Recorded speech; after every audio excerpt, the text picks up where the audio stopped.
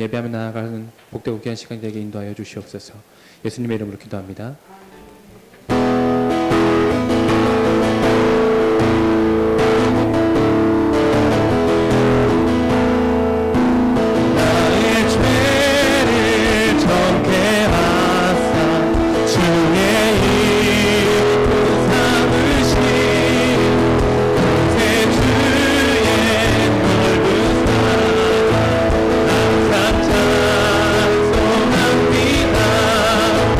나를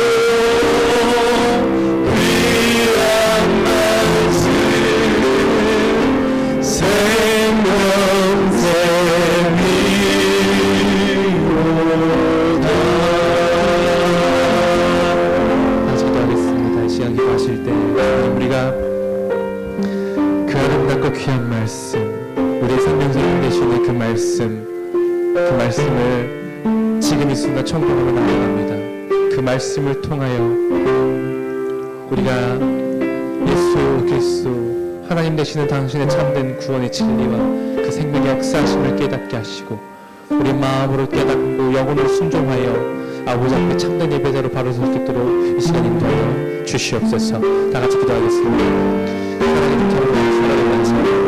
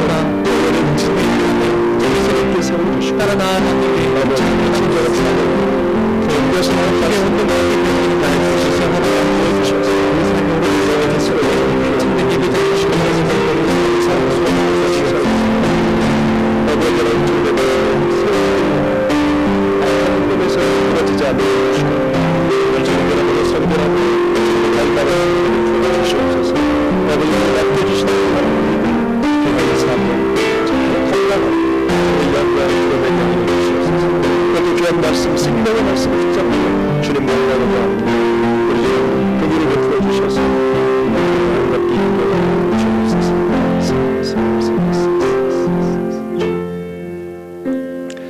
하나님 감사합니다. 오늘 또 우리를 예배자로 불러주셔서 감사합니다.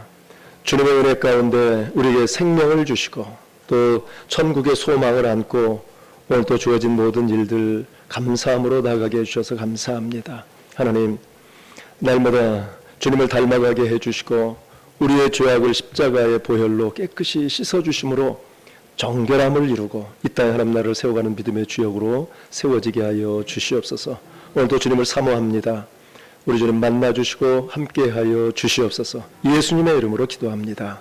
아멘. 자, 마음과 뜻과 힘을 다해 영과 진리로 하나님께 예배해 드리겠습니다.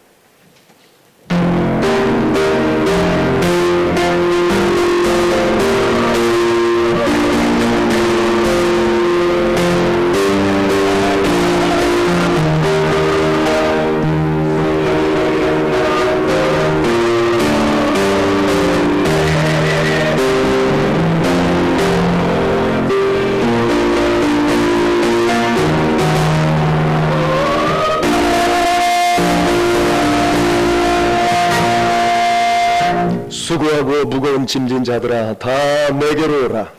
내가 너희를 쉬게 하리라. 나는 마음이 온유하고 겸손하니 나의 멍에를 메고 내게 배우라. 그리하면 너희 마음이 쉼을 얻으리니 이는 내 멍에는 쉽고 내 짐은 가벼움이라 하시니라. 아멘. 인생의 진정한 주인 되시는 하나님 아버지, 한 주간도 저희를 사랑해 주시고 아비가 자식을 낳은 것 같이 저희들을 사랑으로 품어주시고 또 바르고 의로운 길로 인도하여 주시는 은혜에 감사를 드립니다. 죄로 인해 죽을 수밖에 없었던 저희들의 인생은 예수님의 십자가 공로로 인하여 보배롭게 변화되었습니다. 아무런 공로 없이 구원받은 저희들이 예수님의 은혜와 사랑을 잊지 아니하고 이렇게 예배하는 자리로 나왔습니다.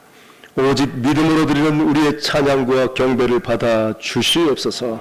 예수님의 이름으로 기원하옵나이다. 아멘. 모두 자리에서 일어나셔서 찬송가 14장 찬양하겠습니다.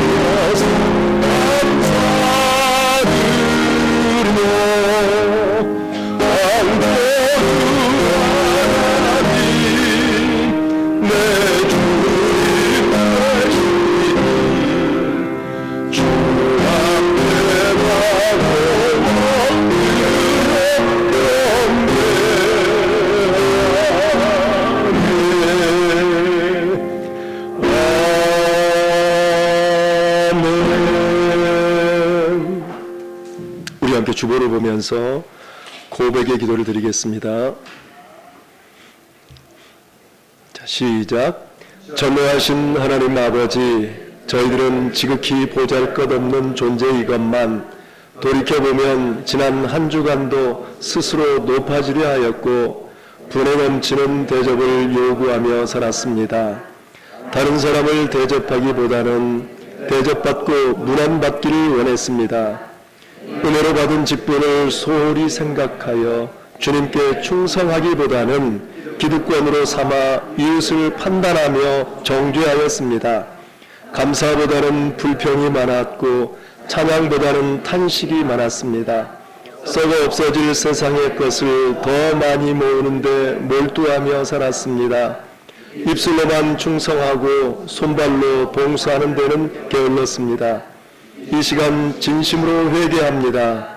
긍휼을 베풀어 주셔서 모든 죄를 용서해 주시고 이제부터는 구원받은 성도답게 살 수 있도록 도와주옵소서. 예수님의 이름으로 이 고백의 기도를 드립니다. 아멘. 우리의 고백의 기도를 들으시고 하나님께서 오늘 또 말씀으로 사죄의 은총을 허락해 주십니다.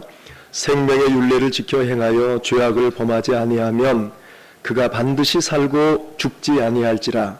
그가 본래 범한 모든 죄가 기억되지 아니하리니 그가 반드시 살리라.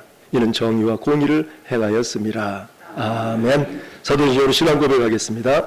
나는 전능하신 아버지 하나님 전지의 창조주를 믿습니다. 그의 유일하신 아들 우리 주 예수 그리스도를 믿습니다.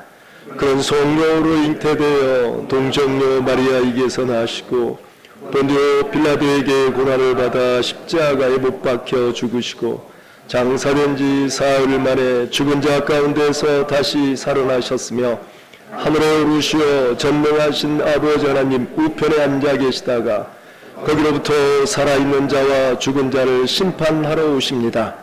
나는 성령을 믿으며 거룩한 공교회와 성도의 교제와 죄를 용서받는 것과 몸의 부활과 영생을 믿습니다. 아멘. 모두 자리에 앉아주시기 바랍니다. 찬송가 570장 전해가겠습니다.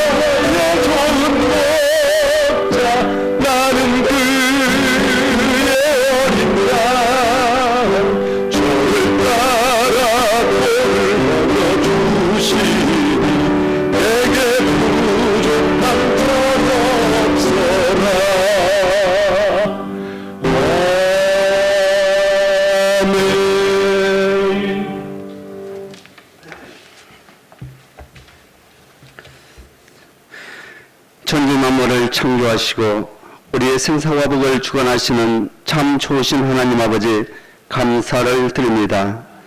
거룩하고 복된 주님의 날에 아버지께 예배 드릴 수 있도록 인도하여 주심을 감사와 찬양과 영광을 돌립니다.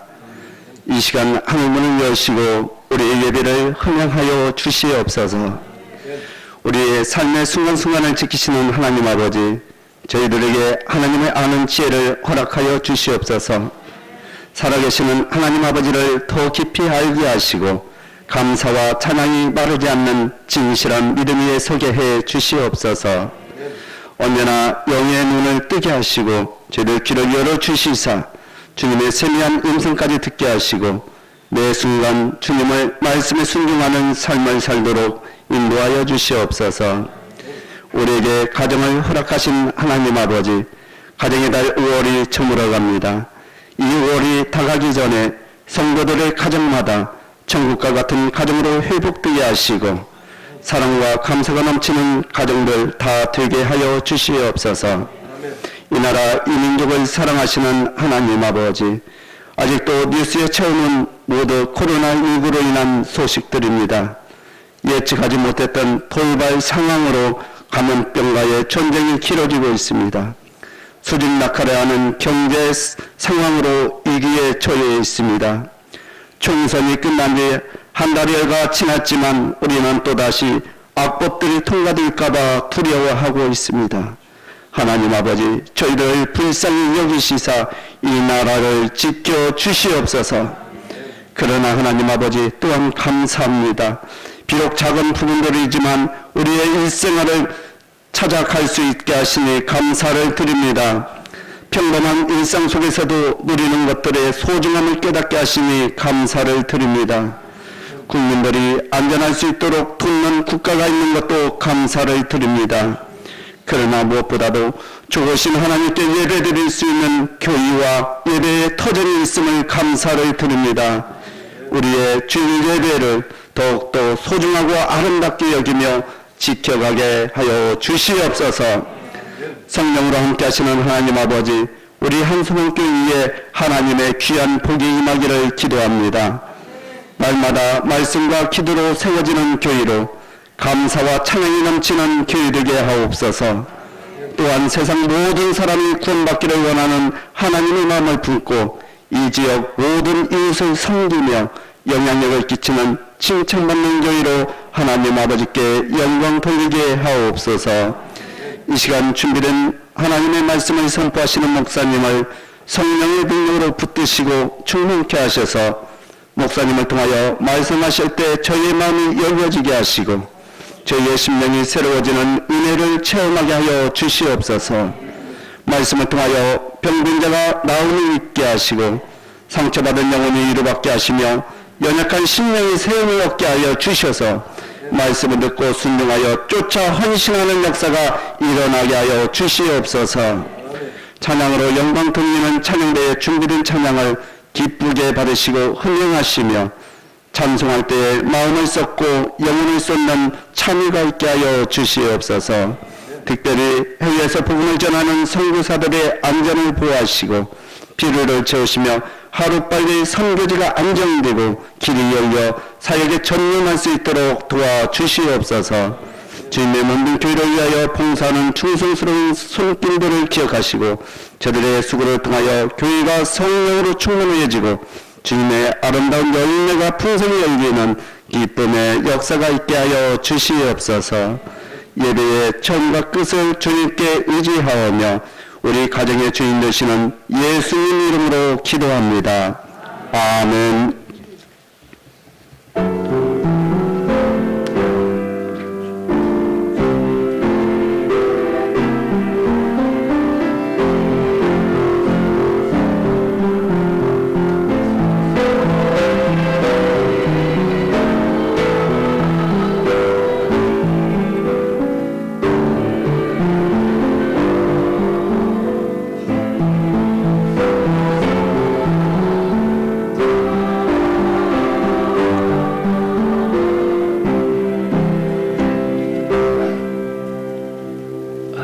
찬송가 1장 찬양하면서 주님 앞에 봉헌하겠습니다.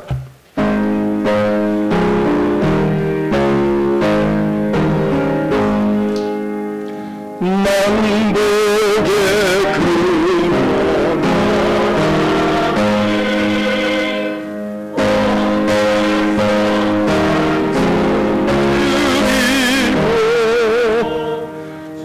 그리고 천사여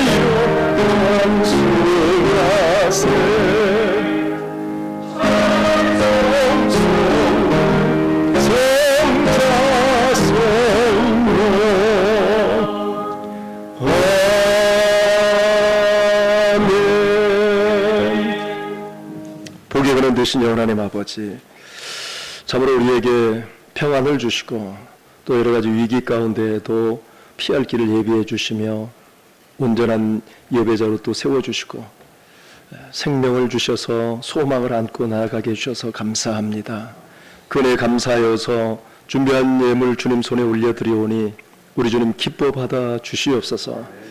드려진 손길들 기억하여 주셔서 날마다 저들과 동행하게 해주시고 또 저들의 삶을 철저히 붙잡아 주셔서 언제나 주님으로 인하여 감사와 감격과 기쁨이 충만한 삶 되어지게 해 주시옵소서. 하나님, 특별히 11절 드린 귀한 심령이 있습니다. 생업의 지경이 넓혀지는 야베 서브 허락해 주시고 성령 충만함으로 함께 해 주시며 영적 분별력과 하늘 양식으로 채워주시고 우리 주님 다시 오실 날 항상 예비하며 살게 하여 주시옵소서. 생업도 늘 흥왕하게 하여 주시옵소서. 각종 감사와 생일 감사 그리고 선교 헌금, 구역 헌금과 주정 헌금을 드린 귀한 손길들이 있습니다. 범사의 감사의 조건이 더욱더 많아지게 해주시고 어느 곳에서도 어떠한 상황에서도 선한 영향력을 끼치며 생명을 살리며 치유와 구원을 위해서 아름답게 쓰임받는 역사 있게 하여 주시옵소서. 하나님, 참으로 여러 가지 교회 청소와 차량 봉사 이 모양처럼 헌신한 귀한 종들이 많이 있습니다. 주님의 의로운 오른손으로 붙잡아 주시고 건강도 책임져 주시며 저들의 앞길과 가정과 자녀가 믿음 안에서 번성하는 복이 있게 하여 주시옵소서. 물질이 부족해서 물질 때문에 고통당하는 심령들이 있습니까? 주님께서 친히 도와주셔서 가로막혀 있던 모든 생업의 문이 열려지게 해주시며 풍성함으로 채워 주시옵소서. 하나님, 코로나19 때문에 참으로 많은 고통을 받고 있는 심령들이 있습니다. 질병도 또 여러 가지 경제적인 어려움도 국가의 위기도 많이 도래되고 있습니다. 하나님, 긍휼을 베풀어 주셔서 이제는 주님의 주권 가운데 모든 일들이 하나하나 풀어지고 열어지고 해결되어질 수 있도록 은혜를 베풀어 주시옵소서. 이 예물 쓰여지는 곳곳마다 하나라 확장되게 해주시고 해외 선교사들에도 힘과 위로가 되는 복된 예물 되게 하여 주시옵소서. 감사드리옵고 예수님의 이름으로 축복하고 기도합니다. 아멘. 우리 옆 사람과 함께 인사하겠습니다. 주님의 이름으로 사랑합니다. 주님의 이름으로 축복합니다. 감사해요. 가정의 달이죠. 가정을 더 아름답게 세워가는 저 여러분 되길 바랍니다. 그리고 코로나19가 이게 아직도 확실히 잡히지 않은 상황이라서 우리가 정말 더 지킬 것 지키고 이렇게 나갔으면 좋겠어요. 마스크만 써도 사실은 많이 이렇게 질병이 있다 할지라도 보니까 거의 뭐 음성 판정을 다 받더라고요. 마스크를 안 쓰면 그런 이제 여러 가지 문제가 또 생길 수가 있죠. 정말 이 마스크는 꼭 써서 우리가 서로를 보호해 줄 수 있는 그런 저와 여러분 되길 바랍니다. 학생들도 등교 개학을 하기 때문에 더 이제 걱정도 많으시겠지만 우리가 어떻게 하겠습니까? 주님께 의탁하고 맡기고 가야 되겠죠. 그래서 더 믿음으로 정말 기도하면서 가는 저와 여러분 되길 바랍니다. 오늘 그 마을 청소를 하려고 했는데 지금 비가 좀 오는 것 같아서 아무래도 오늘은 안 될 것 같아요. 그래서 천상 다음 달로 연기돼야 될 것 같습니다. 어차피 코로나 이 사태 때문에 아무래도 좀 이 시내로 나가가지고 일을 한다는 것이 조금 좀 어려움이 있는 것 같아요. 전도도 마찬가지고요. 그래서 빨리 이 정말 코로나 이 바이러스가 잡혀지게 해주시고 또 예방 접종을 할 수 있는 그러한 역사가 좀 있었으면 빨리 왔으면 좋겠어요. 다음 주는 5째 주일이죠. 오후 예배는 가족과 함께 보내는 그러한 삶의 예배죠. 기억하시고 그리고 바로 이어서 6월 1일 날 월삭 새벽 기도회가 또 일어나죠. 그래서 6월 달도 주님께 온전히 맡기고 갈 수 있도록 새벽을 좀 깨우는 한 달에 한 번이라도 이렇게 했으면 좋겠어요. 6월 21일 날은 할렐루야 찬양대 헌신 예배로 정해졌습니다. 준비해 주시기 바랍니다. 자, 그럼 말씀을 보겠습니다. 요한복음 21장 1절에서 7절까지입니다.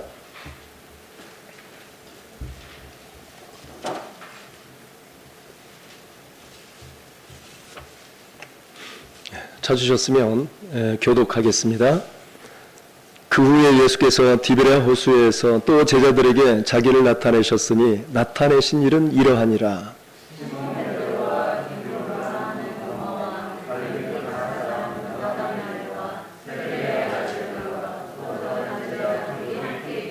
시몬 베드로가 나는 물고기 잡으러 가노라 하니 그들이 우리도 함께 가겠다 하고 나가서 배에 올랐으나 그날 밤에 아무것도 잡지 못하였더니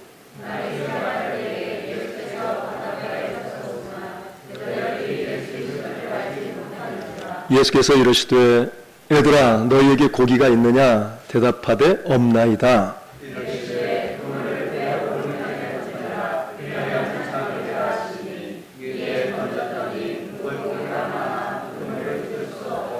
시작. 예수께서 사랑하시는 그 제자가 베드로에게 이르되 주님이시라 하니 시몬 베드로가 벗고 있다가 주님이라 하는 말을 듣고 겉옷을 두른 후에 바다로 뛰어내리더라. 아멘. 이 시간 우리 할렐루야 찬양대 찬양으로 하나님께 영광 올려드리겠습니다.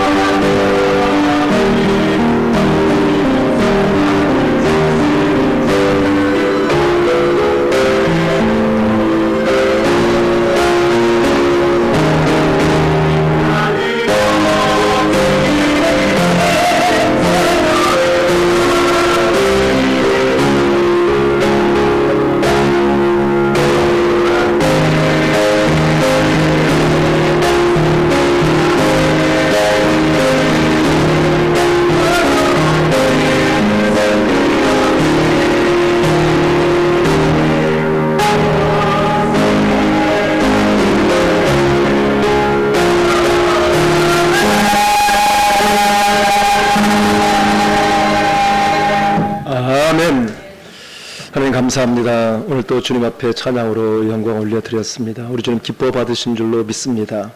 하나님, 우리가 삶을 살아가는 동안 많은 고통과 어려움 또 여러 가지 슬픔들이 다가오지만, 그러나 우리 주님 모시고 살아가는 그 길은 결국 찬양하는 길이고 또 주님과 함께하는 길인 줄 믿습니다. 그래서 어려움도 이겨내고 결국 우리 마음의 평강으로 함께해 주셔서 날마다 승리의 계가를 올릴 줄 믿습니다. 우리 할렐루야 찬양대 대원들 모두가 이와 같은 믿음의 감격이 넘쳐나게 하여 주시고 소망으로 날마다 불타오르게 해주셔서 많은 사람들의 선한 영향력을 끼치고 진정한 치유와 구원의 놀라운 역사가 찬양을 통해 있게 하여 주시옵소서. 부족한 종 단위에 섰습니다. 오직 성령 하나님께서 충만히 역사해 주시사 오직 귀한 말씀만 전할 수 있도록 은혜 베풀어 주시옵소서. 감사드리오며 예수님의 이름으로 기도합니다. 아멘. 그 회복 탄력성이라는 것을 한번 보니까요, 회복 탄력성이 뭐냐면 고무공을 밑으로 떨어뜨리면 고무공은 탄력을 받아서 올라오죠. 그러나 예를 들어서 유리공을 떨어뜨리면 어떻게 될까요? 그건 탄력이 없죠. 그냥 깨져버리죠. 그래서 튀어 올라오는 능력, 그러니까 떨어지는 것은 우리가 고난을 경험하는 것, 실패를 경험하는 것과 같은 거예요. 그러니까 실패를 경험하고 밑바닥을 쳤다 할지라도 다시 튀어올 수 있는 그러한 능력, 이것이 이제 회복 탄력성이에요. 회복 탄력성이 높은 사람의 특징이 있는데 현실을 그대로 받아들인다는 거예요. 현실을 긍정한다는 거예요. 어려운 상황에 있다 할지라도 그것을 회피하려고 하지 않고 고개를 꼿꼿이 든 채 문제를 직시하고 간다는 거예요. 이제 이런 회복 탄력성이 높은 사람일수록, 그러니까 튀어오르는 탄력성이 높을수록 좋다는 거죠. 그리고 또 한 가지는 인생의 의미와 가치를 깊이 인식하고 믿는다는 거예요. 진정으로 살만한 가치가 있는 인생, 어쩔 수 없이 살아가는 것이 아니라 아무리 고난이 있다 할지라도, 예를 들어서 나치 강제 수용소에 수용되어 있어서 언제 죽을지 몰라요. 자, 그런 상황에서 이 빅터 프랭클 박사는 여기에서 내가 살아낼 수 있었던 방법들을, 그리고 고난받아서 실족하거나 실망하지 않고 무언가 소망을 갖고 살아갈 수 있도록 많은 사람들에게 알려야겠다. 이게 삶의 의미예요, 그 사람에게는. 그래서 내가 살아야 돼. 그래서 살면 의미가 있고 가치가 있는 것이다. 이렇게 여기고 주어진 모든 일들을 믿음으로 신뢰하면서 살아가는 사람들이에요. 이런 사람들이 회복 탄력성이 높다는 거예요. 그리고 이제 놀라운 주의력을 발휘를 해서 순간적으로 새로운 것을 창조해내는 임시 변통 능력이 있는 사람이라는 거예요. 그러니까 어떠한 위기 가운데도 하나하나 정신 차려서 살 길을 만들어내고 피할 길을 또 개척해내고 이렇게 해 나가는 사람들, 그때그때 임시 변통이 있는 사람들이죠. 꽉 막혀버리면 어려움 가운데 있을 때 절망해버리고 낙심해버리죠. 자포자기 해버립니다. 그러지 않는다는 거예요. 언제든지 소망을 안고 살아가려고 하는 거예요. 기저귀 갈고 있습니다. 그래서 진짜 이 회복 탄력성이 높은 사람들은 나치 강제 수용소에서 있었던 일인데요. 추운 곳이에요. 추운 곳이라서 맨발로 있죠. 그러니까 만약에 맨발로 있게 되어지면 그 찬기가 다가오면서 오래 살 수가 없어요. 추위에 견디질 못하고 결국 얼어 죽는 경우가 많이 있었다는 거예요. 그런데 그런 상황에서도 살아낸 사람은 어떤 사람이냐? 내가 살기 위해서 발을 따뜻하게 해야 되겠다. 그래서 주변에 쓰레기에 있는 철사나 또는 헝겊 조각들 또는 끈, 이런 것들을 잘 모아두었다가 그걸로 신발을 만들어서 살아냈다는 거예요. 추위를 견뎌내고 이겨냈다는 것이죠. 이런 것이 이제 회복 탄력성을 얘기해주고 있어요. 그러니까 저와 여러분도 인생살이가 항상 좋을 수만은 없어요. 롤러코스터를 타듯이 어때는 참 좋았다가 어떨 때는 확 떨어지는 경우도 있다 그 말이죠. 그러면 이렇게 떨어졌을 때, 사업에 실패했을 때, 부도가 났을 때, 관계가 깨졌을 때 어떻게 할 거냐 그 말이죠. 탄력성이, 회복 탄력성이 높은 사람들은 반드시 또 일어나게 돼 있다 이 말이죠. 자, 그런 차원에서 우리에게는 진정한 탄력성을 가져다 주시는 분이 누구다? 예수 그리스도예요.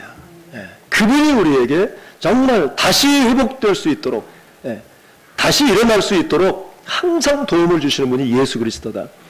왜냐하면 우리 주님께서는 오늘 또 이제 본문 말씀을 통해서 제자들이 아주 낙심해 있었어요. 왜 그러냐면 3년 동안 항상 같이 있었죠. 공생의 기간 동안에. 그리고 도전받고 자기의 모든 삶을 다 버려두고 주님을 쫓아간 사람들이죠. 그래서 주님께만 모든 것을 맡기고 갔던 것인데 주님이 갑자기 어떻게 됐어요? 십자가에 죽어버렸어요. 사라져버렸어요. 그러니까 아무리 그분이 공생의 기간 동안에 내가 다시 살아날 것이다, 뭐 부활할 것이다, 염려하지 말아라, 걱정하지 말아라 아무리 얘기해줘도 이제 보이는 것 자체가 그분이 죽어버렸다고 말해요. 그분이 기대를 하고 있었는데, 자, 이런 상황에서 절망할 수밖에 없는 제자들, 그리고 믿음도 다 잃어버리고, 그리고 세상으로 다시 돌아가버린 그런 제자들을 이제 우리 주님께서 회복시켜가는 과정을 오늘 본문을 통해서 우리가 도전받았으면 좋겠어요. 그러니까 에베소서 2장 그 14절부터 16절 말씀을 한번 잠깐 볼까요? 하나님께서는 예수님을 통해서 우리와 막힌 것들을 철저히 해결해 주시기 위해서 예수님 보내주셨는데 함께 같이 읽어보겠습니다. 시작. 그는 우리의 화평이신지라 둘로 하나를 만드사 원수된 것 곧 중간에 막힌 담을 자기 육체로 하시고 법조문으로 된 계명의 율법을 폐하셨으니 이는 이 둘로 자기 안에서 한 세 사람을 지어 화평하게 하시고 또 십자가로 이 둘을 한 몸으로 하나님과 화목하게 하려 하심이라. 아멘이죠. 여기까지 뭐죠. 그러니까 하나님과 우리가 관계가 깨져 있었어요. 그래서 아주 큰 이 담벼락이 쳐져 있었던 것이죠. 그런데 우리 주님께서 이 담벼락을 허물어 버리시고 하나님과 우리 사이의 관계가 깨졌는데 그 관계를 다시 원활하게 회복시키시려고 오신 분이 누구다? 바로 예수 그리스도라는 거예요. 그분이 오셨기 때문에 우리가 하나님과의 관계가 이제 화목의 관계, 화평의 관계. 그래서 우리도 주님을 찾을 수 있고 또 주님도 우리를 보호해 주시고 이끌어 주시고 인도해 주시는 그런 관계로 회복되었다. 누구 때문에? 예수 그리스도 그분 때문에. 자, 예수님께서 어쨌든 우리의 그 회복을 위해서 오셨는데 그분이 십자가에 죽으시고 부활하시고 곧바로 승천하셨나요? 아니죠. 며칠간 이 땅에서 또 사역을 하셨어요? 40일간. 그러니까 40일간 왜 그렇게 있다가 가셨을까? 우리가 그런 차원에서 접근을 해보면 분명히 목적이 있다 그 말이죠. 그래서 그 40일 동안 계속해서 제자들을 만나주셨어요. 내가 부활을 한 몸을 가지고 부활해서 우리 주님께서 제자들 아주 탄식하고 있고 절망에 빠져 있고 낙심해 있는 그들을 계속 만나주셨던 거예요.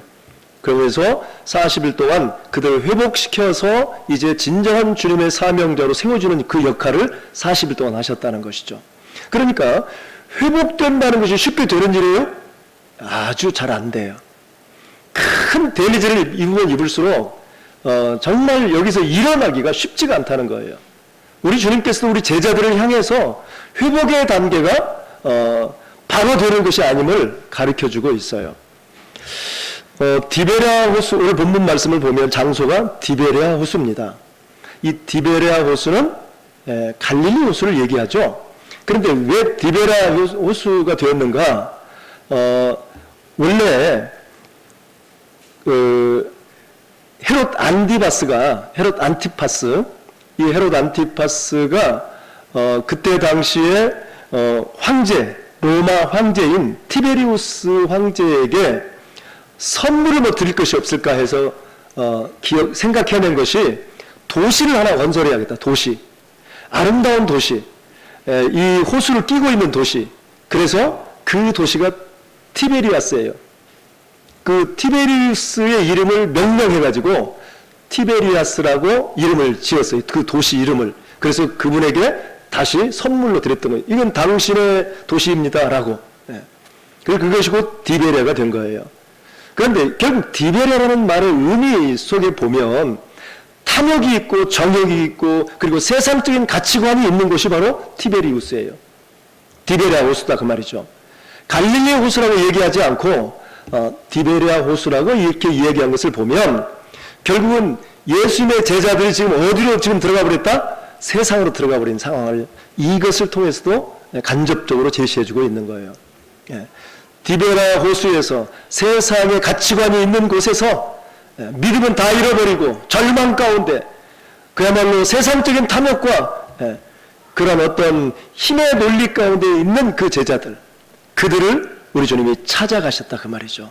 그런데 예수님께서는 공생의 기간 동안에 끊임없이 말씀을 하셨어요. 내가 이제 십자가에서 고난받고 죽을 것이다. 그러나 3일 만에 다시 부활한다. 이것을 계속 알려주시고, 그래서 부활하고 나면 어디서 만날 것인가? 바로 갈릴리 호수에서 만나자. 이걸 미리 이야기를 해주셨어요. 계속해서 그 이야기를 해줬었는데, 그런데 사실 이 제자들은 그 이야기를 제대로 기억도 못하고 있어요. 왜 그랬을까요? 너무 절망감이 컸기 때문에. 우리가 그렇게 지도자로, 그리고 무엇까지 생각했어요? 로마 이 속국에서 드디어 우리가 독립할 수 있다는 그런 사실은 망상이었죠. 자기 생각이었어요. 그런 생각을 가지고 예수님을 환호하고 그분을 추종했던 거예요. 그러나 그분은 이 독립시켜서 오신 분이 아니죠. 온 인류 구원을 위해서 오신 분이시지, 그런 이스라엘 그 작은 나라에서 뭔가를 하기 위해서 오신 분이 아니라 그 말이죠. 그래서 결국 그분이 십자가에 죽으신 사건이죠. 자, 그런데 제자들 입장에서 볼 때는 예수님이 죽어버렸다 그 말이죠. 그래 절망할 수밖에 없는 상황이에요. 자, 모두가 시리에 빠져버렸고 허탈감에 사로잡혀 있었던 그 제자들의 상태를 아시고 우리 주님이 찾아가시는 거예요. 오늘 21장 본문에 14절 말씀을 한번 잠깐 보세요. 14절을 보면 이것은 예수께서 죽은 자 가운데서 살아나신 후에 몇 번째로 저거를 만나신 거예요? 세 번째. 그러니까 오늘 본문이 지금 예수님이 제자들을 세 번째 지금 만나고 있는 상황이에요. 그러면 첫 번째, 두 번째는 언제냐면 20장에 있는데요. 20장 19절에 보면 첫 번째 찾아간 것은 언제냐면 안식 후 첫날, 그러니까 예수님이 죽으시고 그리고 부활하신 그 첫날 저녁 때 찾아가신 거예요. 부활하시고 저녁 때. 그래서 찾아가셨는데 그때 상황을 보니까 제자들이 죽을까 봐서, 예수님 죽었으니까 우리도 또 똑같이 같은 패당이니까 우리가 죽지 않을까 해서 두려워 떨면서 문을 꽉 닫고 있었어요. 그런데 그때 예수님께서 뿅 하고 찾아가신 것이죠. 신령한 몸을 가지고 이제 찾아가셨어요. 그러면서 그분이 뭐라고 얘기했냐면 너희에게 평강이 있을지어다. 너희에게 평강이 있을지어다. 아버지께서 나를 보내신 것 같이 나도 너희를 보내노라. 사명을 좀 알아라. 그렇게 지금 얘기는 해주고 있어요. 그런데 이 제자들이 그 이야기를 제대로 받아들입니까? 사실은 안 받아들이고 있어요. 못 받아들이고 있어요. 아직. 그러나 처음부터 확 변화되는 것이 아니다 그 말이죠. 이 회복되는 것이 쉽지가 않다 그 말이에요. 이것이 첫 번째고, 두 번째는 언제냐면 이 첫 번째 사건에서 누가 없었냐면 그 의심 많은 누가?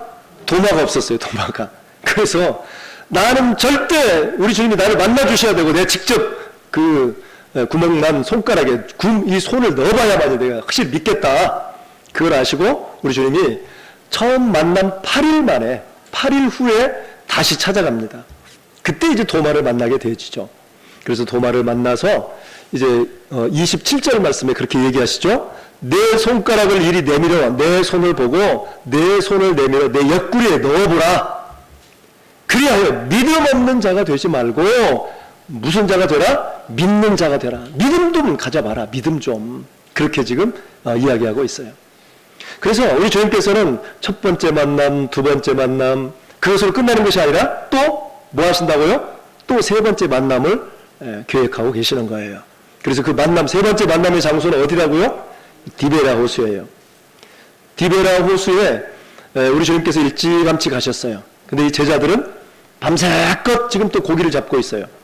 왜 그러냐면 그 현장에 누가 있었냐면 2절에 보이죠. 본문 2절에 시몬 베드로와 디두모라 하는 도마와 또 갈릴리 사람 나다나엘과 세베대 아들들 둘이 있죠. 야고보와 요한입니다. 요 세베대 아들들과 또 다른 제자 둘이 함께 있더니 총 7명이 같이 있었어요. 근데 그 7명 중에 시몬 베드로가 3절에 나 물고기 잡으러 갈 거야. 그러니까 다 따라가서 우리도 함께 갑시다. 그래서 같이 갔다는 거예요. 그런데 고기를 잡으려고 배에 올라가서 그물을 내려보는데 고기가 잡혔어요? 3절 하반절에 보면 그날 밤에 아무것도 잡지 못하였더니, 자, 이 상황을 누가 보고 있어요? 예수님께서 보고 있어요. 예. 그래서 4절에 보니까 날이 새어갈 때 예수께서 바닷가에 서셨으나 제자들이 예수인 줄 알지 못한지라. 계속 지금 그물을 던지고 있는데 고기 한 마리도 못 잡고 있죠. 이것을 지금 예수님은 뭐 하고 있어요? 기다리고 있어요. 예, 기다려주고 또 기다리고 있어요. 예. 그래서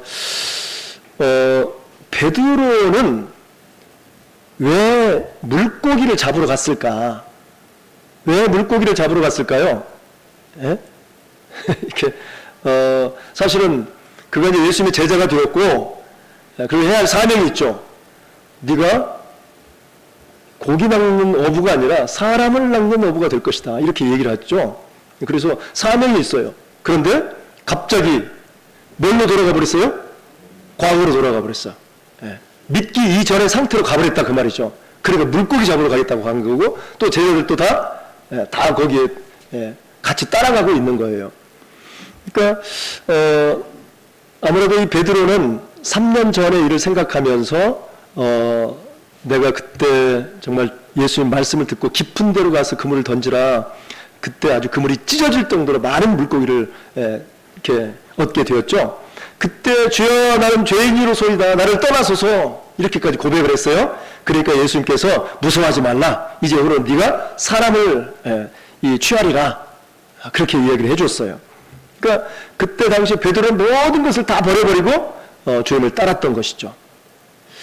자, 이렇게 베드로와 제자들은 어쨌든 주님 부르심에 순종하고 3년 동안 하나님의 비전을 품고 공생의 기간을 계속해서 훈련받았던 것이죠.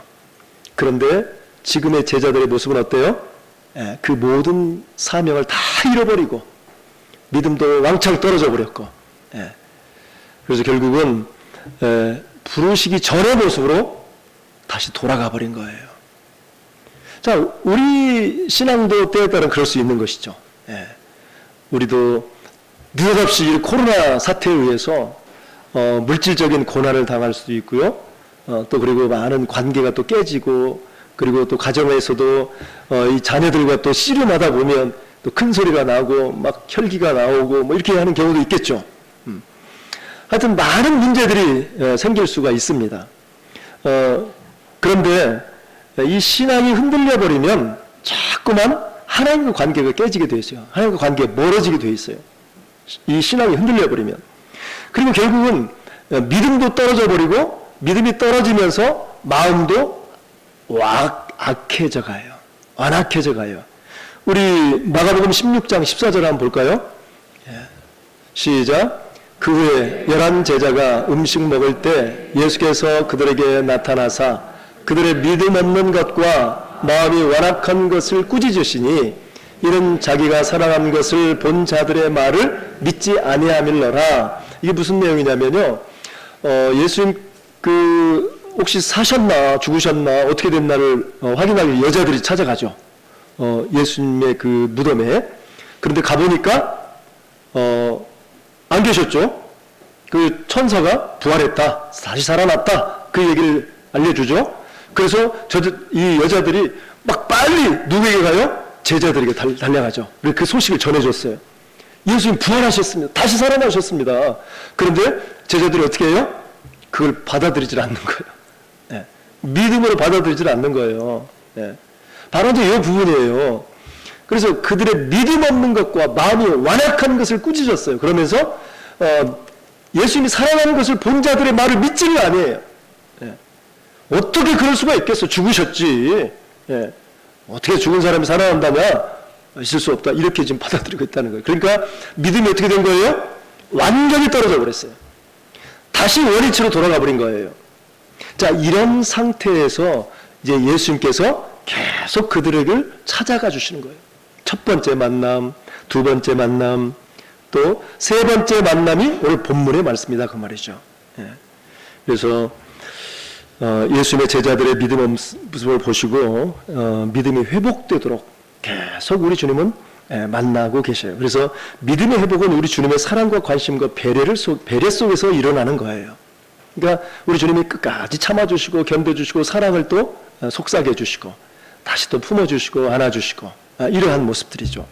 그러니까 세 번째 이렇게 오셔서 하시는 내용을 보면 꾸짖지 않으세요. 너희들 믿음 없는 거 꾸짖지는 않으시고 그냥 애들아 뭐라고 합니까? 5절 말씀에 애들아 너희에게 고기가 있느냐 물어보죠. 멀리서 좀 물어보는 거예요. 해변가에서. 그러니까 제자들이 뭐라고 해요? 없나이다. 그러니까 예수님께서 6절에 그물을 배 오른편에 던지라 그리하면 잡으리라. 그래서 그 말에 순종하고 던졌더니 어떻게 됐어요? 엄청나게 또 많이 잡혔어요. 근데 큰 고기가 몇 마리 더 잡혔어요? 153마리가 잡혔어요. 아주 큰 고기가. 자, 이러한 놀라운 역사가 일어나니까 그렇게 던져서도 안 잡혔었는데 이렇게 큰 고기가 153마리가 잡히다 보니까 가만히 보니까 누가 봤냐면 요한이 봤어요. 요한이 딱 저 멀리서 이야기하시는 그분을 보니까 누구예요? 주님이신 거예요. 예수님이신 거예요. 그러니까 뭐라고 소리 질렀어요? 주님이시다. 7절 말씀에 그렇게 내용이 있죠. 여기서 그 제자가 누구냐면 요한이에요. 요한이 베드로에게 이르되 주님이시다 이렇게 얘기를 하니까 베드로가 어떻게 했어요? 옷 벗고 지금 계속 그 고기를 잡고 있었죠. 그런 소리를 듣자마자 곧바로 옷을 걸치고 그대로 수영을 해서 물속에 뛰어들어가지고 이제 수영하고 주님께 가는 거죠. 참 정말 그런데 우리가 또 한 가지 생각해 볼 것은 예수님께서 밤이 맞도록 수고하지 않고 초저녁에 그물을 던졌을 때 바로 이야기를 해줬다면 고생하지 않았을 거 아니에요. 그렇죠? 야, 너희들 고생하지 말고 내가 알려주는 곳에 금을 던져. 그럼 바로 뭐가 있으니까? 고기가 있으니까. 그렇게 알려줬어요? 알려주지 않았어요? 안 알려줬어요. 왜 그랬을까요? 왜 알려주지 않았을까요? 그러니까 역시 수고했지만 내 힘과 내 능력으로 뭔가 잡아보려고 했지만 결국은 뭐였어요? 아무것도 못 잡았어요. 빈 그물인 것을 스스로 경험하게 한 거예요. 스스로. 만약에 이런 경험이 없었다면 내가 가려고 그러는데 가지마. 너 못 잡아. 그렇게 얘기하면 들을까요? 절대 안 들어요. 자, 탕자의 비유를 생각해 보면 자, 둘째 아들이 아버지로부터 어차피 상속하실 거 미리 주셔. 나 그 돈 받아가지고 저 멀리 가가지고 장사해서 돈 많이 벌어서 아버지 정말 기쁘게 해드리겠습니다 라고 했죠. 그래서 돈을 받아서 갔어요. 그런데 아버지 입장에서 보면 분명히 실패할 확률이 높았어요. 그런데 그걸 말기지 않았죠. 그냥 내주었죠. 바로 이제 그 이유가 네가 직접 실패의 맛을 봐야 비로소 이제 자기의 고집을 피우지 않고 그리고 모든 걸 내려놓을 수 있는 그런 상황이 된다 그 말이에요. 그러니까 우리가 통상 이제 인생의 값비싼 그런 수업료를 지불해야 비로소 삶의 고통의 이 무게를 알게 되어진다는 거예요. 이 탕자 아버지는 이 절망하고 돌아온 아들을 이제 미리 기다리죠. 우리 누가복음 15장 20절 한번 볼까요? 자, 시작. 이에 일어나서 아버지께로 돌아가니라. 아직도 거리가 먼데 아버지가 그를 보고 측은히 열겨 달려가 목을 안고 입을 맞추니. 그래서 그를 다시 이렇게 맞이해 주죠. 뭐 완전히 실패자고 나쁜 녀석이죠. 호되게 꾸짖어도 정말 분이 안 찰 텐데 근데 측은히 여겨서 그를 맞이해 줍니다. 그러면서 오히려 새 옷을 입히고 그리고 손에 가락지도 끼워주고 그리고 신발도 새 신을 신발을 시켜주고 그리고 아주 맛있는 송아지 고기를 잡아서 잔치를 배설해 주죠. 그래서 완전히 회복시켜줘요. 그러니까 이 회복시켜주는 것은 그가 뭐 했기 때문에 그래요? 철저히 실패를 맛봤기 때문에. 그리고 이제는 아버지, 저를 품꾼의 한 사람으로 그냥 여기십시오. 나는 이제 아들이 될 자격이 없습니다라고 고백을 했다 그 말이죠. 그러니까 쓴맛을 봤어요. 쓴맛을. 철저히 밑바닥 삶이 무엇인가를 알았어요. 그렇게 기다려주는 거예요. 그러니까 완전히 나는 할 수 없습니다라고 고백하는 그것이 곧 신앙의 출발점이 되는 거예요. 그러지 않으면 절대 고집을 피우지 않는 거예요. 인정을 않는 거예요, 사람이. 그래서 우리 주님께서도 기다려 주시는 거예요. 너희가 한번 해봐라. 너희가 해보면 결국 뭐가 될 것이다? 아무것도 없는 빈 금을 가지고 올 것이다. 그래서 절망할 수밖에 없고 낙심할 수밖에 없고, 그리고 실패의 쓴맛을 직접 경험으로 알게 되는 것이죠. 자, 주님께서는 이렇게 오래 기다려 주셨는데, 우리는 정말 연약한 존재이지만 우리의 연약이 드러나기 전까지는 이 연약을 인정하지 않으려고 해요. 그리고 어리석은 존재예요, 사실. 그러나 이 어리석음이 드러나지 않으면 절대 이 어리석음도 인정하지 않으려고 하는 거예요. 우리 본성이에요. 우리는 미련하지만 그 무지가 드러나기 전까지는 무지를 또 인정하지 않으려고 해요. 그러니까 우리 주님께서 어떻게 해주셔요? 기다려 주시는 거예요. 그래, 네 힘으로 한번 해봐. 그래서 철저히 절망하게 하는 것이죠. 그러니까 우리의 실패와 또 우리의 그러한 고집, 아집, 또 우리의 자존심, 세상적인 방법, 이 모든 것들이 깨져야만이 비로소 신앙이 출발이 돼요. 시작이 되는 거예요. 그래서 벼랑 끝에 서 봐야 비로소 깨닫게 되어져요. 사방으로 우겨싸움을 당해야 비로소 세상 것에 희망이 없음을 알게 되어지는 거예요. 이젠 끝장이라고 생각할 때가 회복의 주님을 만날 때예요. 여러분, 신앙이 혹시 과거로 뒷걸음질 치고 있지는 않습니까? 혹시 예수님과 좀 멀어져 있는 관계가 아닙니까? 이 코로나19 때문에 또 여러 가지 문제 때문에 삶이 어렵고 또 허무하고 고통스럽고 고독이 있고, 그리고 왠지 정말 영적 방황의 소용돌이 속에 빠져버려 있는 이런 삶 속에 있지는 않습니까? 안 믿는 사람처럼 살고 있지는 않습니까? 그러니까 잠시 하던 일을 우리가 멈춰야 돼요. 그리고 우리의 삶을 되돌아봐야 돼요. 나는 정말 믿는 자로서 삶을 살아가고 있는가? 정말 주님께서 나를 회복시키시기 위해서 기다려주셨는데 이 기다림의 의미가 무엇인지, 내가 지금 올바른 방향을 가지고 가고 있는 것인지, 이것을 우리가 한번 깊이 생각해 봐야 돼요. 우리가 삶의 의미와 목적, 가치를 알고 사는 것이 아주 중요합니다.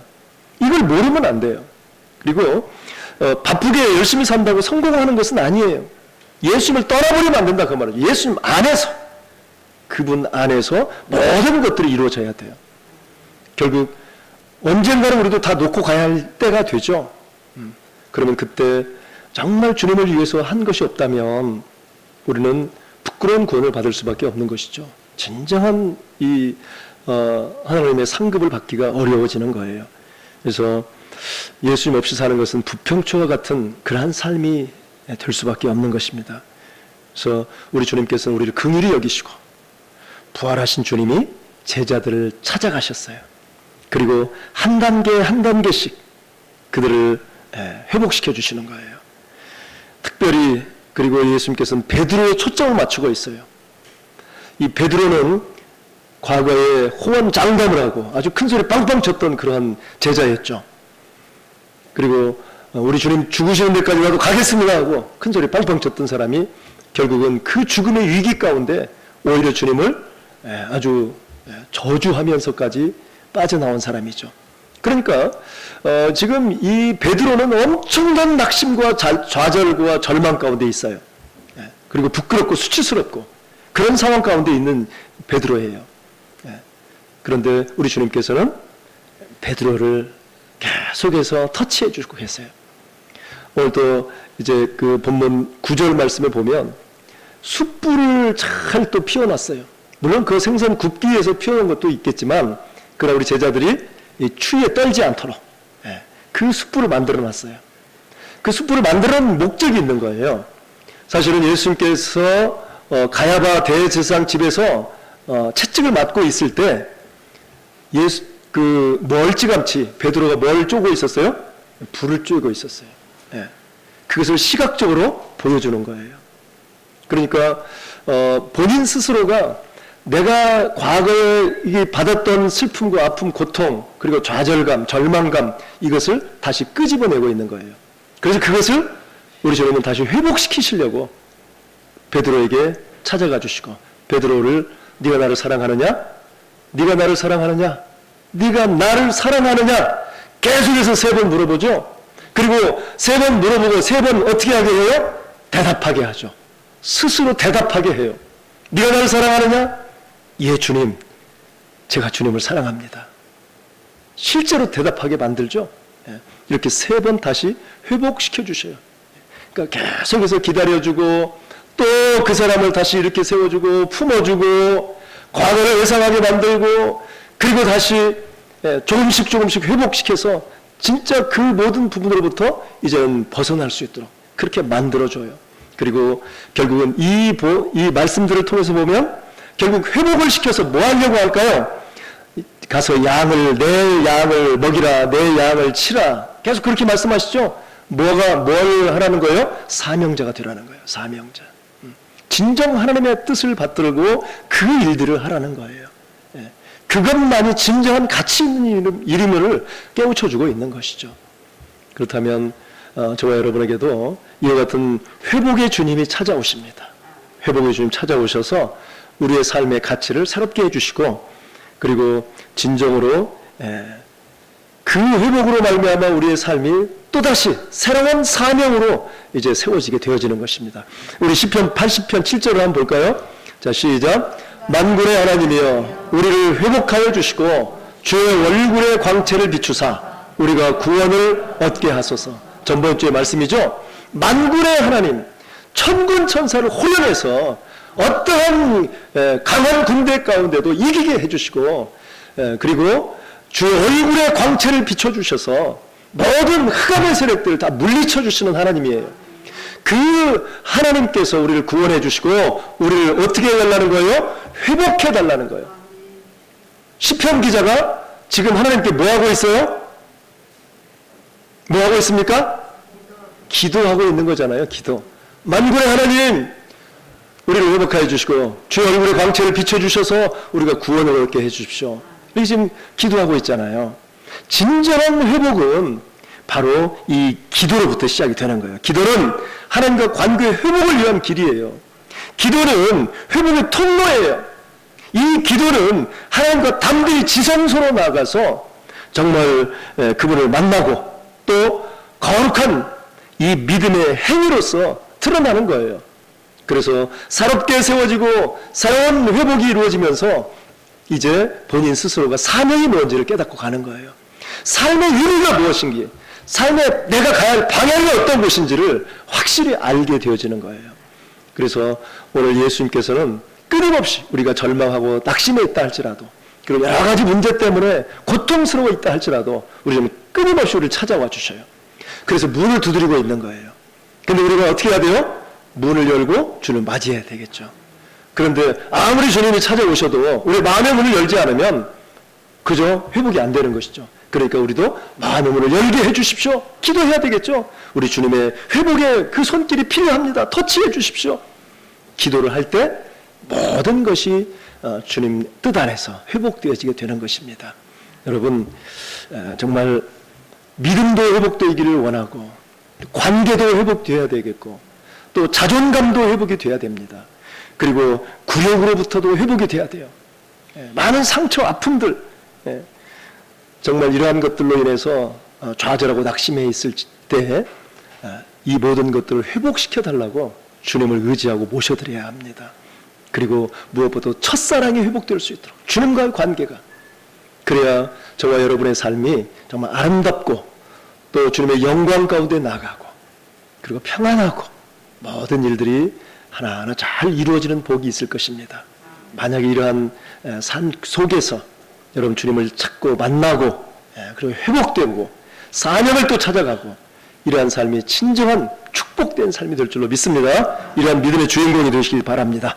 하나님 아버지 감사합니다. 오늘 또 귀한 말씀을 통해 우리를 회복시키시기 위해서 주님 찾아오시고, 그리고 내가 나를 사랑하느냐, 내가 나를 사랑하느냐, 내가 나를 사랑하느냐 끊임없이 물으시는 우리 주님, 그리고 제자들이 절망 가운데 있을 수 있도록 기다려 주셨던 하나님, 주님, 우리도 그저 내 힘으로, 내 능력으로 세상적인 가치와 방법을 통해서 이루어보려고 하지만, 그러나 쓴맛을 봤을 때 그때가 곧 신앙의 출발점이 된 줄로 믿습니다. 하나님, 이러한 상황에서도 언제나 주님을 통해서 신앙이 회복되게 하여 주시옵소서. 믿음이 회복되게 하여 주시옵소서. 그야말로 질병도 회복되게 하여 주시고 깨졌던 관계도 회복되게 하여 주시옵소서. 자존감도 회복시켜 주시고, 이제는 모든 부분들이 회복됨으로 말미암아 이제 기쁨 충만, 말씀 충만, 성령 충만함으로 이루어가는 귀한 일꾼들이 다 되게 하여 주시옵소서. 감사드리옵고 예수님의 이름으로 축복하고 기도합니다. 아멘. 모두 자리에 일어나셔서 찬송 54장.